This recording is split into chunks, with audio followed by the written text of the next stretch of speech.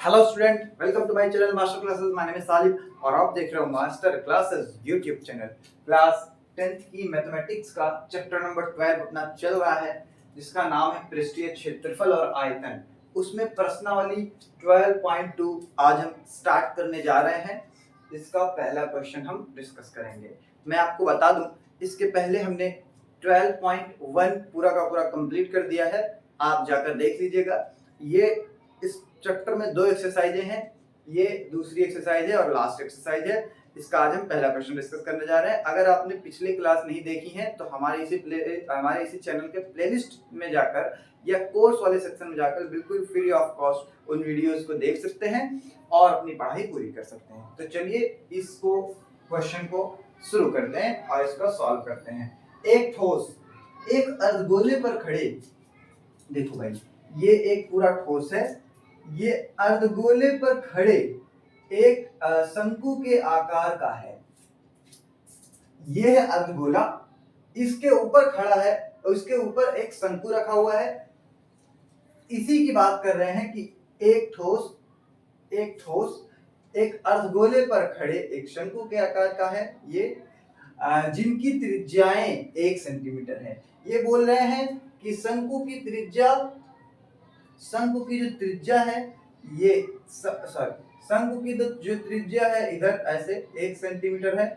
और आप जानते होंगे गोले में जो दूरी, जो इतनी जहां हर जगह जो दूरी है वो बराबर होती है, तो यहाँ पे इसकी त्रिज्या 1 सेंटीमीटर है। तो इसका मतलब नीचे यहाँ से यहाँ तक इसका भी 1 सेंटीमीटर होगा, क्योंकि गोले में चारों तरफ बराबर होता है। तो इधर 1 सेंटीमीटर है, इधर भी 1 सेंटीमीटर में, मतलब इसका कहने का है जिनकी त्रिज्या 1 सेंटीमीटर है, यानी शंकु की भी त्रिज्या 1 सेंटीमीटर और अर्धगोले की भी त्रिज्या 1 सेंटीमीटर है। आप इसको नोट डाउन करके रख लें, मतलब याद रख लें। तथा शंकु की ऊंचाई उसकी त्रिज्या के बराबर है। शंकु की जो ऊंचाई है मतलब उसकी त्रिज्या के बराबर है। शंकु की जो ऊंचाई उसकी त्रिज्या के बराबर है। शंकु की त्रिज्या 1 सेंटीमीटर है तो ऊंचाई भी 1 सेंटीमीटर हो गई। और ये तो आप जानते ही हैं। इस ठोस का आयतन पाई के पदों में ज्ञात कीजिए। मतलब इसका आयतन ज्ञात करना है। इस पूरे का आयतन यानी इसके अंदर कितना चीज भर सकते हैं, उसका उसी का वो आयतन होता है, वॉल्यूम जिसको कहते हैं इंग्लिश में। तो आकृति का आयतन, इस ठोस का आयतन, तो मैं ठोस का आयतन लिख रहा हूं। ठोस का आयतन इक्वल टू क्या होगा? शंकु का आयतन प्लस अर्धगोले का आयतन।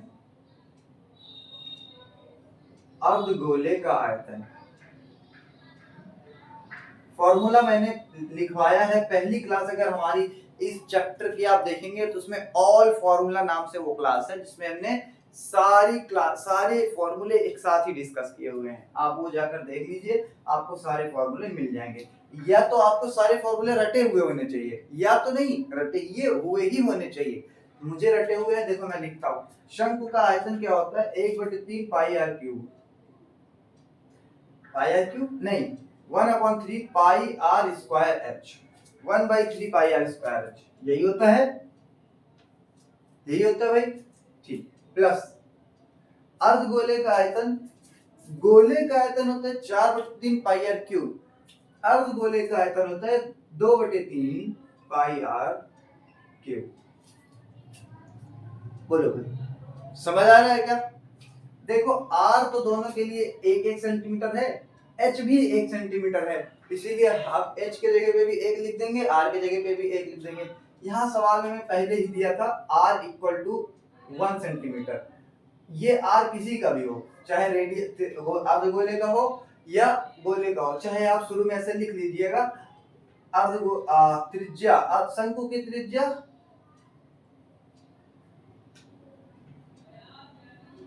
बराबर अर्धगोले की त्रिज्या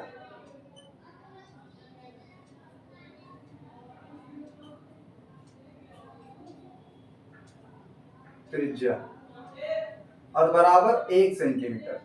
मतलब आर जो है वो 1 सेंटीमीटर है और एच तो एच भी 1 सेंटीमीटर है, एच किसमें, शंकु में, शंकु की हाइट 1 सेंटीमीटर है। तो बस वैल्यूज पुट कर दो।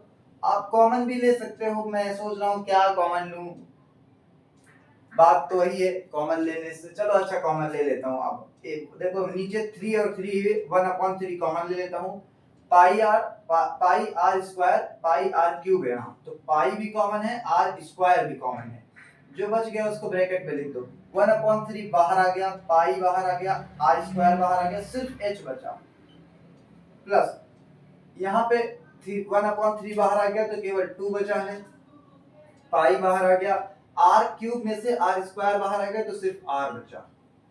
अब वैल्यूज रखो, चलो 1/3 पाई पाई और आर, यहाँ आर है, आर की जगह पे रखेंगे 1, क्यों, क्योंकि 1 है ना। मल्टीप्लाई में एच भी 1 है, प्लस 2 मल्टीप्लाई आर, फिर 1 रखेंगे आर की जगह पे। अब चलो करते हैं 1/3, 1 का स्क्वायर 1 ही होता है, 1 का टेबल पढ़ेंगे तब भी पाई 1 जा पाई होगा। ब्रैकेट में 1 देखो 2 1 जा 2 और 1 जोड़ेंगे 3, और ये देखो 3 से ये 3 निपट जाएगा तो बचा केवल पाई 1 जा पाई, पाई सेंटीमीटर क्यूब। यही इसका आंसर है। इस ठोस का आयतन है पूरा पाई सेंटीमीटर क्यूब। फ्रैक्शन में बोले तो पाई की वैल्यू 22/7 यानी 22/7 सेंटीमीटर क्यूब इस का पूरे का आयतन है, इस पूरे ठोस का आयतन है। समझ गए? उसने पाई के पदों में, इस ठोस का आयतन पाई के पदों में ज्ञात कीजिए, इसलिए पाई की वैल्यू नहीं रख रहा हूं क्योंकि पाई के पदों में ही ज्ञात करना था। तो बस हो गया, इतना आसान सा क्वेश्चन था।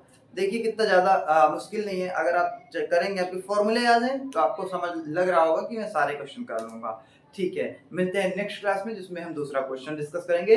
मैं एक एक वीडियो में एक एक क्वेश्चन करा रहा हूँ क्योंकि क्वेश्चन बड़े हैं, वीडियो लंबी नहीं करना चाहता हूँ मैं, आप बोर हो जाएंगे। इसीलिए अगर आप एक एक क्वेश्चन भी लगाएंगे तो आपके सारे चीजें क्लियर हो जाएंगे। Thank you.